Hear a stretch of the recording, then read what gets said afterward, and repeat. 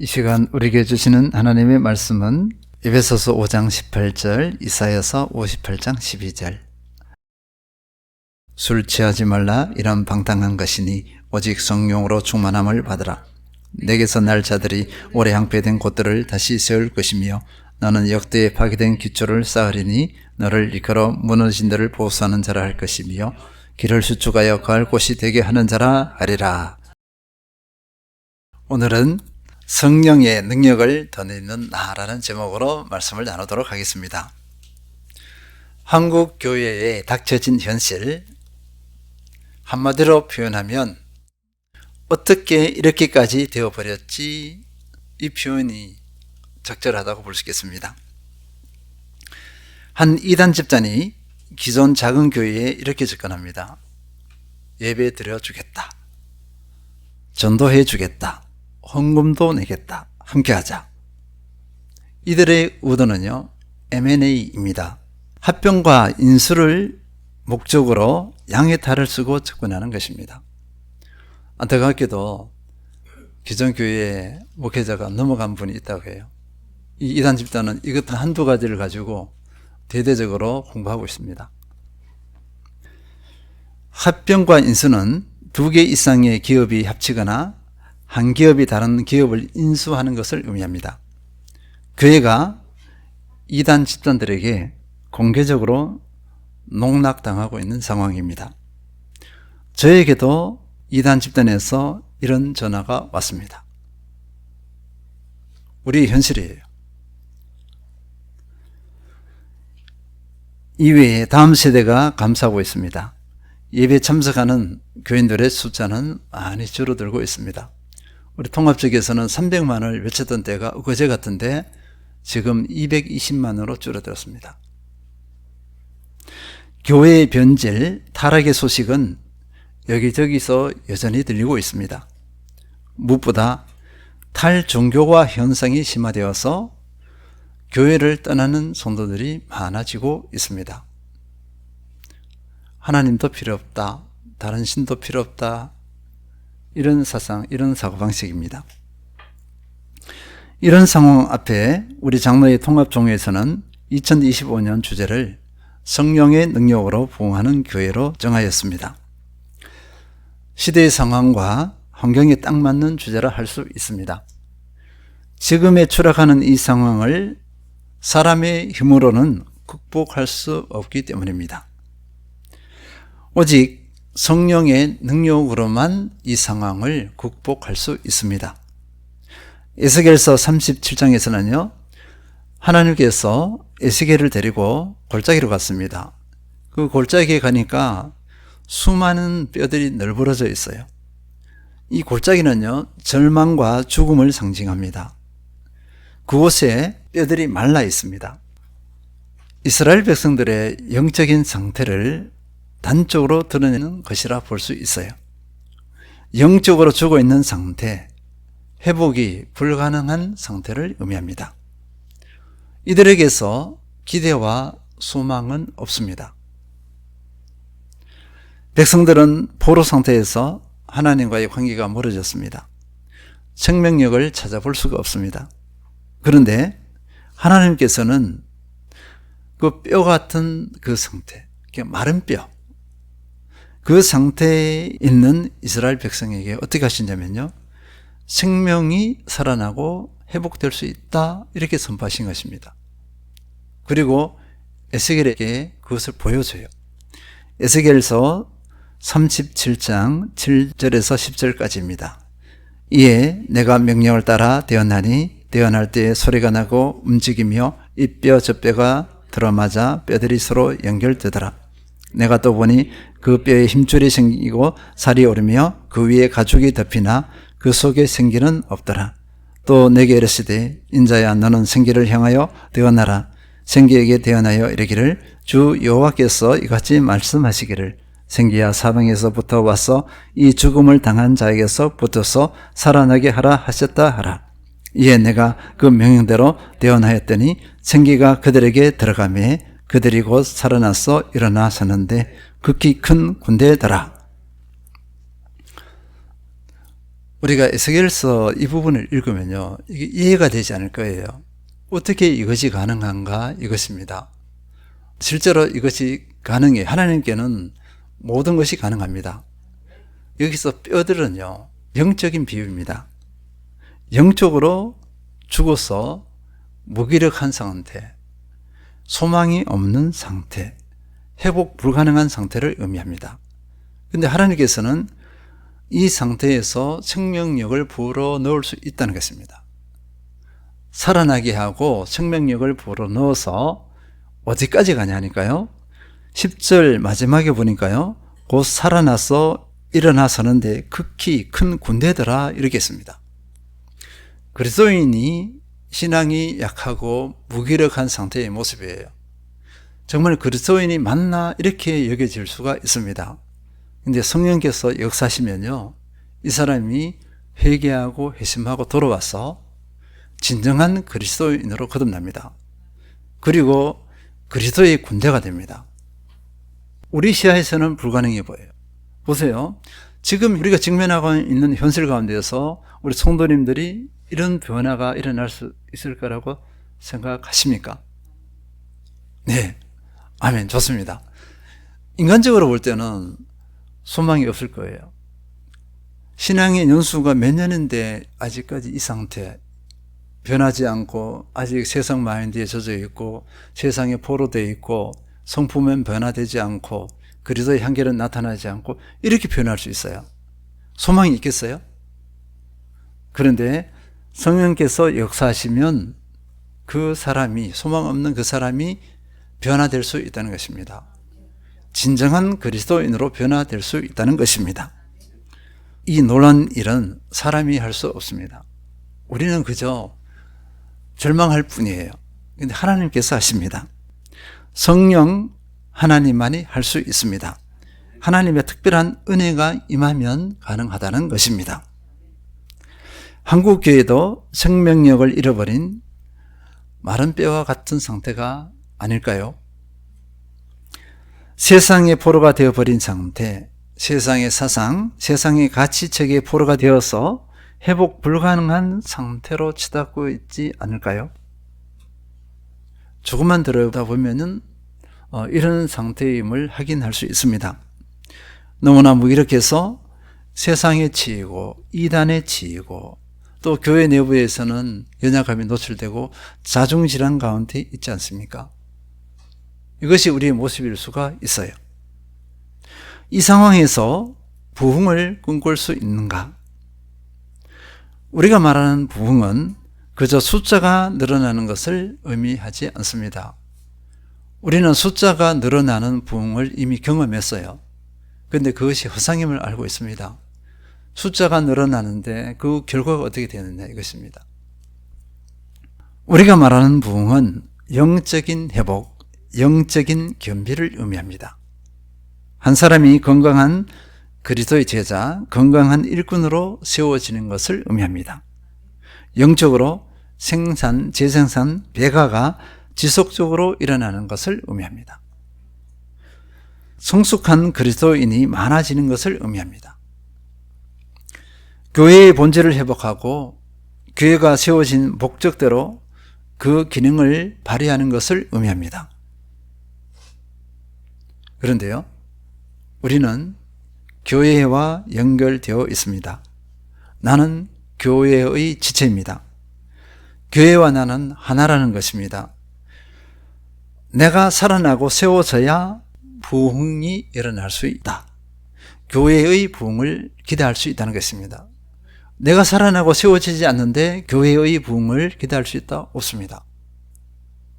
나는 교회의 한 지체예요. 교회와 나는 하나이기 때문에 그렇습니다. 그러면 성령의 능력을 덧입어서 내가 부흥을 맛보는 거죠. 부흥을 맛볼 수 있는 비결이 뭔가 이것입니다. 그 이전에 우리가 확인해 볼 것은요, 성령님이 어떤 분이신가 이거예요. 성령님 그러면 대부분 어려워합니다. 성령님이 무엇이지? 하나님하고 예수님은 알겠어. 근데 성령님은 잘 모르겠어. 이렇게 할 수 있습니다. 성령은요, 하나님의 영입니다. 그리스도의 영이 있습니다. 하나님과 예수 그리스도와 성령님은 하나 있습니다. 이 성령님이 나에게 믿음을 허락해 주셨어요. 고린도전서 12장 3절 그러므로 내가 너희에게 알게 하노니 하나님의 영으로 말하는 자는 누구든지 예수를 저주할 자라 하지 아니하고 또 성령으로 아니하고는 누구든지 예수를 주시라 할 수 없느니라. 방금 이 구절은요, 믿음을 고백한 사람의 그 상태를 의미할 수 있어요. 아무나 믿음을 고백하지 못해요. 예수님께서 나를 위해 죽으시고 부활하신 사실을 믿습니다. 이제 예수님을 믿고 내 마음에 모셔드립니다. 내 마음에 모셔드리는데 예수님을 주님으로 모셔드립니다. 이 고백이에요. 이 고백은 사람의 힘으로는 할 수 없습니다. 조규철 성도님이 복음을 전했을 때 예수님을 이렇게 영접했어요. 사람의 힘으로는 못합니다. 특히 경상도 분들은요, 이런 고백이라는 이 단어 자체가 익숙하지 않아요. 쑥스러워합니다. 가족끼리 대화하기가 쉽지 않아요. 쑥스러워서 그렇습니다. 한두 마디예요. 됐다고만 이걸로 땡깁니다. 됐다고만 이겁니다. 예수 그리스도께서 나를 위해 죽으시고 부활하셨다. 그리고 믿습니다 하면서 마음에 모셔드려요. 이 고백을 해요. 쉽지 않습니다.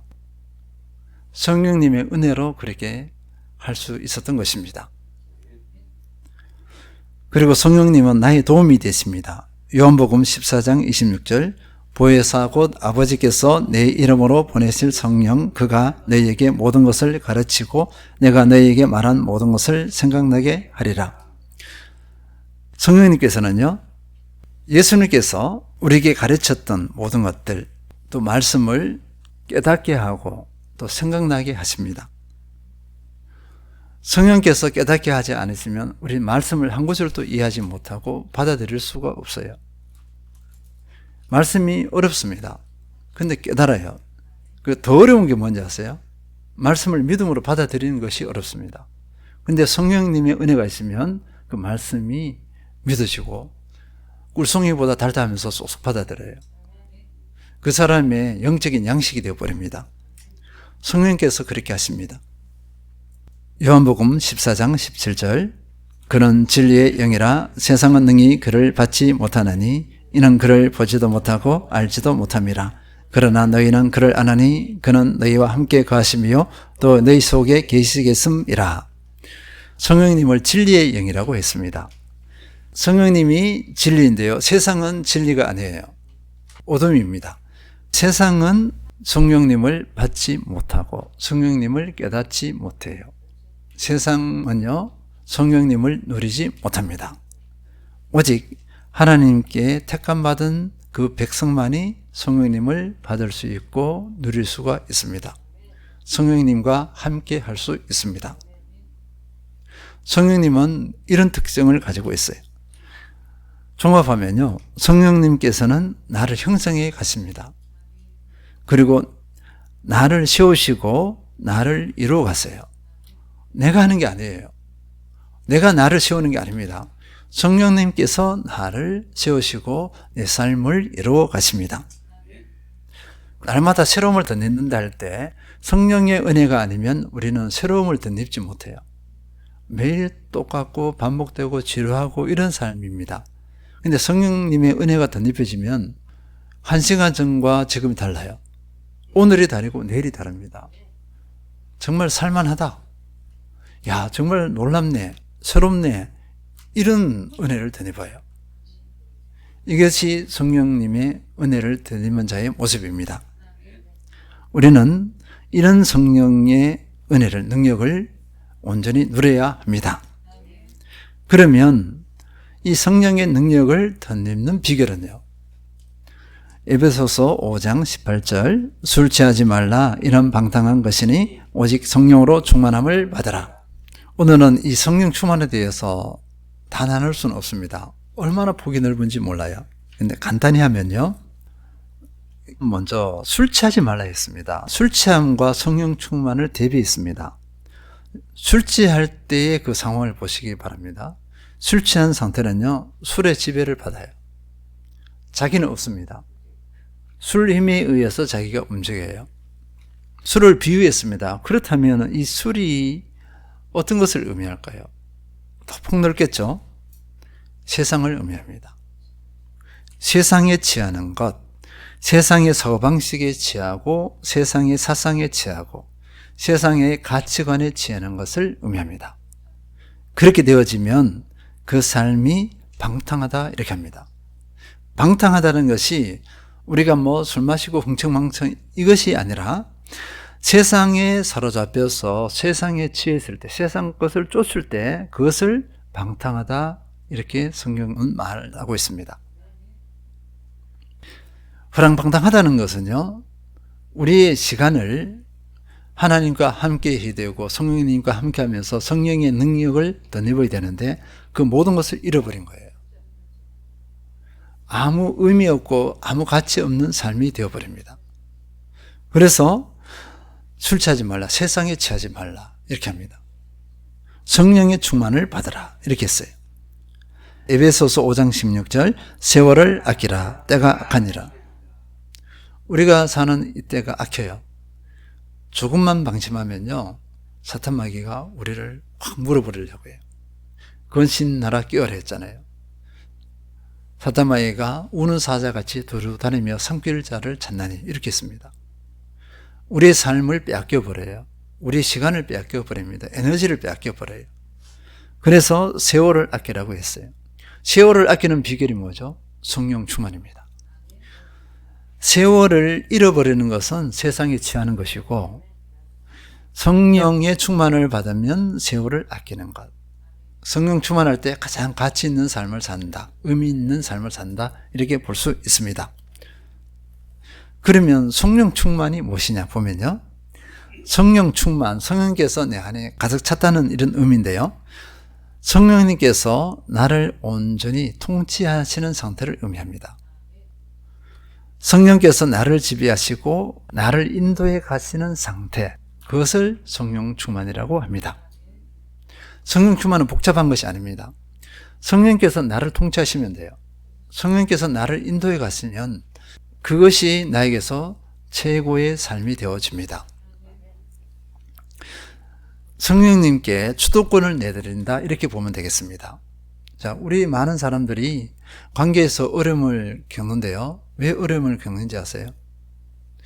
성령님께 주도권을 내드리지 않고 내가 주인 되어서 관계에 임하기 때문에 그렇습니다. 내가 주인 되면요, 그 관계 속에서 어떻게 하려고 그러죠? 내가 대장 노릇 하려고 그러죠. 그러니까 분쟁이 일어나고 분열이 일어납니다. 갈등이 일어나죠. 관계 속에서 행복하지 못해요. 근데 성령님께 주도권을 내드리면 성령님은 겸손하세요. 절대로 교만하지 않습니다. 나를 선한 뜻 가운데서 인도해 가세요. 그러면 나는 성령님의 인도하심 가운데서 나는 겸비되어집니다. 이 성령 충만의 상태가 되려면요, 말씀과 기도로 주님과 깊은 교제를 가져야 합니다. 일순간이 아니에요. 우리가 지금 하고 있는 하가다 또는 학가다 있잖아요. 말씀을 읊조리는 거 참 도움이 될 것입니다. 한번 시도해 보세요. 김소진 목사님이 차를 타고 가는데 막 읊조리더라고요. 너무 좋대요. 해보시기 바랍니다. 이 뒤에 오늘도 뭐 두 구절이 있잖아요. 이것을 이번 주 내내 한번 읊조려 보시기 바랍니다. 이 말씀이 어떻게 역사하시는지, 말씀이 정말 내게서 살아서 역사하시는지 아니면 문자인지 한번 확인해 보시기 바랍니다. 그리고 반드시 따라야 할 것은요, 순종입니다. 순종하지 않으면 충만하지 못해요. 자, 순종하지 않는다는 것은 내가 주인이 되었다는 것입니다. 성령님께서는요, 인격적인 분이셔서 순종하지 않을 때는 나를 어찌하지 못합니다. 성령의 은혜를 덧입어서 순종하기 위해서는 성령님을 찾고 의지해야 합니다. 성령님을 찾고 의지하는 상태가 되어야 성령님의 살아계심을 맛보고 순종도 할 수 있어요. 동전의 양면입니다. 성령 충만의 결과는 어떨까요? 성령 충만하게 되어지면 반드시 열매가 맺습니다. 이 열매에 다양한 것이 있겠지만 핵심적인 것 한두 가지 확인해 보도록 하겠습니다. 갈라디아서 5장 22절에서 23절. 오직 성령의 열매는 사랑과 희락과 화평과 오래 참음과 자비와 양성과 충성과 온유와 절제니 이 같은 것을 금지할 법이 없느니라. 성령 충만하면 반드시 이 열매를 맺어요. 금지할 법이 없다고 했잖아요. 사람이 어찌할 수 없습니다. 우리가 때론 오해해요. 성령 충만이 아니라 내 감정이 올라갔는데 감정이 올라간 것을 가지고 성령 충만으로 오해하는 경우가 많아요. 감정 충만은 이 열매가 맺지 않습니다. 내 성령 충만의 상태를 점검하는 비결이 뭘까요? 성령의 열매입니다. 성령의 열매로서 나의 성령 충만의 상태를 점검해야 돼요. 그러면 그게 맞습니다. 다른 것으로 하는 경우가 많아요. 능력이니 뭔사니 다양한 것이 있는데 그럴 때는요, 연약함이 나타날 수가 있어요. 은사를 바르게 사용해야 되는데 은사가 변질될 수가 있습니다. 제대로 된 성령 충만이 아니기 때문에 그래요. 그리고 성령 충만은 지속해야지 일시적이어서는 안 됩니다. 일시적이면 이런 열매가 맺어지지 않습니다. 성령 충만이 지속할 때 성령의 열매를 맺을 수 있고요. 이 성령의 열매의 속성의 핵심을 보니까요, 그이가 성품적인 것입니다. 그리스도의 성품이에요. 하나님의 성품입니다. 그리고 관계적인 것입니다. 성령의 열매를 맺으면 관계에 승리해요. 선을 이루고 덕을 씌웁니다. 성령의 열매를 맺지 않으면 관계에 실패합니다. 그 다음에요, 위로부터 오는 지혜가 있습니다. 야고보서 3장 17절. 오직 위로부터 난 지혜는 첫째 선결을 하고 다음에 합평하고 관용하고 양순하며 긍휼과 선한 열매가 가득하고 편견과 거짓이 없나니. 위로부터 오는 지혜라고 했습니다. 이 내용도 성령의 열매가 비슷해요. 야고보 사도가 성령의 열매의 다른 표현을 한 것입니다. 위로부터 온 지혜라는 것은 하늘로부터 온 거예요. 하나님께로부터 온 것이라 할 수 있습니다. 이 또한 성품적이고 관계적인 것입니다. 그리스도인에게서 이 성령의 열매가 나타나야 한 단어의 표현을 할 수 있습니다. 그것이 뭐냐면은 품격이에요. 품격. 품격이라는 단어는 아무에게나 사용하지 못합니다. 그리스도인에게서 위로부터 오는 지혜, 성령의 열매가 맺어져야 이 사람 앞에서 우리가 이분은 품격이 있다. 그리스도인으로서 품격이 있다. 이렇게 할 수 있습니다. 이 성령의 열매가 나타나지 않을 때 천박하다. 이렇게 합니다. 교회 다니는데 왜 이렇게 천박해? 이렇게 합니다. 교회 다니는데 세상과 다른 게 뭐야? 그래서 세상 사람들은 우리를 조롱합니다. 이 성령의 열매, 위로부터 오는 지혜를 덧내보면 그냥 보기만 해도요, 흐뭇해져요. 그 사람을 바라보는 게 흐뭇해지고 믿음이 가고 신뢰가 갑니다. 그리고 그 사람은 반드시 뭔가 열매를 맺어요. 우리는 그 상황들 앞에서 이 사람은 그리스도인으로서 품격이 있다. 이렇게 표현합니다. 우리는 이런 표현을 자주 들어야 돼요. 다른 분이 나에게 그리스도인으로서 품격이 있네요 하는 말을 들어보셨습니까? 들으셔야 합니다. 구약 말씀을 통해서 한번 이 부분을 간단히 살펴보도록 하겠습니다. 이사야서 58장 9절 하반절에서 12절입니다. 만일 내가 너희 중에서 멍에와 손가락질과 허망한 말을 제하여 버리고 줄인 자에게 네 심정이 동하며 괴로워하는 자의 심정을 만족하게 하면, 여기까지 하겠습니다. 만일 내가 너희 중에서 멍에와 손가락질과 허망한 말을 제하여 버리고 줄인 자에게 네 심정을 동하며 괴로워하는 자의 심정을 만족하게 하면, 이것이 뭐냐니까요? 하나님과의 교제 가운데서, 기도 가운데서 그 내면이 변화되었어요. 다른 사람에게 예전에는 야박하게 했어요. 따지고 손해 안 보고 섬길 줄 몰랐던 사람이 이제는 기도 가운데서 성령의 은혜를 되내면서 변화된 삶이 나타난 거예요. 이것이 9절 하반절에서 10절 전반절까지입니다. 우리에게서 이런 열매가 나타나야 합니다. 이것이 품격이에요. 내가 변화된 거 내 가까이 있는 사람들이 가장 잘 알아요. 이 사람 보기에 또는 얘 보기에 뭐 이렇게 합니다. 바뀌었어 이런 단어를 막 써요. 이런 소리를 우리는 들어야 합니다. 하나님께서는요, 이런 품격이 나타나면 가만히 있질 않으세요. 10절 하반절부터 읽겠습니다. 내 빛이 흑암 중에서 떠올라 내 어둠이 낮과 같이 될 것이며 여호와가 너를 항상 인도하여 메마른 곳에서도 네 영혼을 만족하게 하며 네 뼈를 견고하게 하리니 너는 물된 동산 같겠고 물이 끊어지지 아니하는 샘 같을 것이라. 내게서 날 자들이 오래 항폐된 곳들을 다시 세울 것이며 너는 역대에 파괴된 기초를 쌓으리니 너를 일컬어 무너진 데를 보수하는 자라 할 것이며 길을 수축하여 거할 곳이 되게 하는 자라 하리라. 내용이 너무 많습니다. 많아서 나누지는 못하지만요, 한마디로 표현하면 하나님의 은혜가 넘쳐나요. 이 사람에게 축복을 하신다는 것입니다. 아주 좋은 곳으로 축복하시고 형통하게 하세요. 근데 오늘 나눠볼 것은요, 특별히 12절입니다.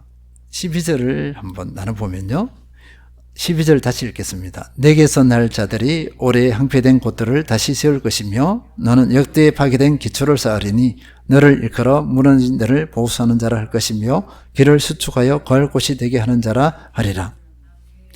변화되었어요. 성령 충만으로 변화를 맛본 사람에게서 주신 하나님의 축복 여러 가지 있겠지만 12절을 보니까요, 내게서 날 자들이 있습니다. 여기서 내게서 날 자들 누굴까요?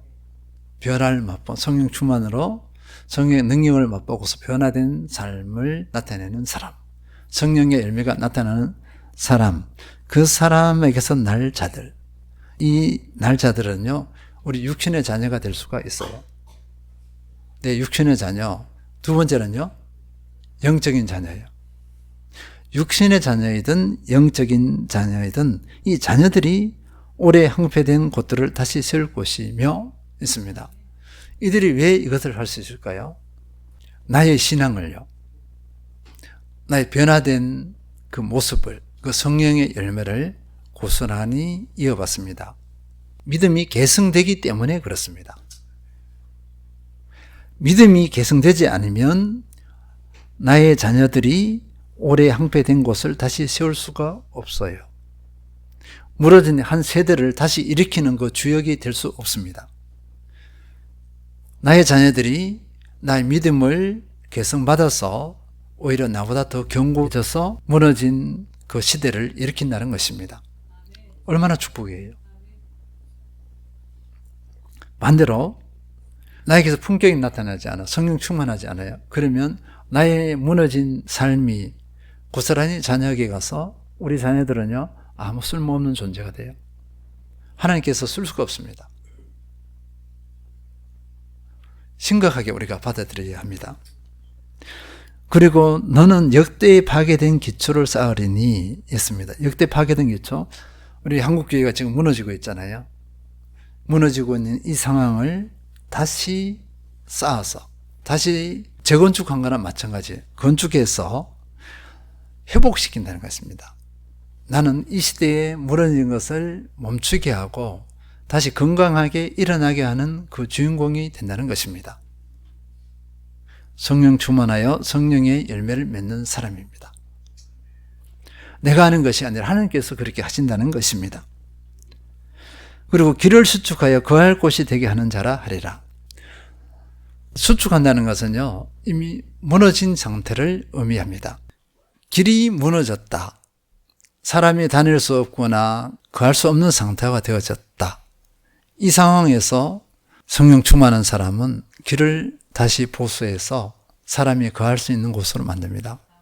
이걸 가지고 영적으로 보면요, 영적으로 무너진 상태, 영적으로 무너진 그 부분을 보수해서 많은 사람들이 영적인 자리를, 털을 닦을 수 있도록 영적 회복을 일으키는 주인공이 된다는 것입니다. 우리는 이런 은혜를 덧입어야 할 줄 믿습니다. 요한복음 6장 63절, 살리는 것은 영이니 육은 무익하니라. 내가 너희에게 이런 말은 영이요 생명이라. 살리는 것은 영이라고 있습니다. 성령에 의해서 내가 살아나야 합니다. 그런데 예수님께서는 내가 너희에게 이런 말은 영이요 생명이라고 했습니다. 예수님의 말씀이 영의 말씀이고 영의 생명이다. 생명의 떡이다. 이렇게 말씀하셨어요. 우리가 이 말씀을 고스란히 받아들여서 말씀 안에서 또는 기도 안에서 주님과의 관계 안에서 내가 살아나야 합니다. 성령의 은혜를 날마다 경험하는 그한 사람이 되어져야 합니다. 내가 살아나면 교회의 소망이 있어요.